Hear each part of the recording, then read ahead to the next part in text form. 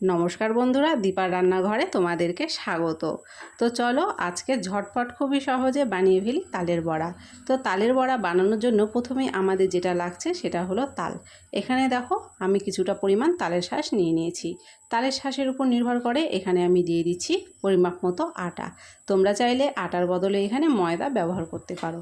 তারপরে এখানে দিয়ে দিলাম সামান্য পরিমাণ লবণ, দিয়ে দিলাম সুজি, আর দিয়ে দেবো এখন স্বাদ মতো চিনি। তারপরে এগুলোকে মেখে নেব। এখানে জলের কোনো প্রয়োজন পড়বে না, তাল দিয়েই সবটুকু আটা মেখে নিতে হবে।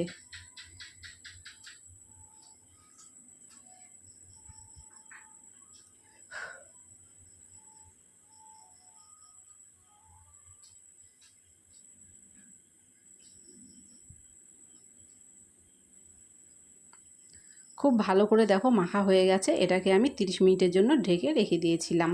এবার 30 মিনিট পরে দেখো ফিরে এলাম। সুজিটা ফুলে কিন্তু এটা অনেকটা ফুলে ফেপে উঠেছে। এখন বড়াগুলো ভেজে নেব।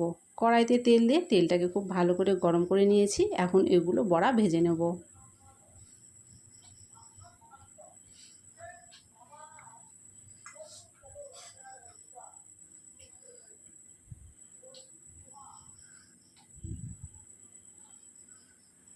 বড়াগুলো একদিকে লাল হয়ে যাওয়ার পরে এভাবে উল্টে পাল্টে ভেজে নিতে হবে।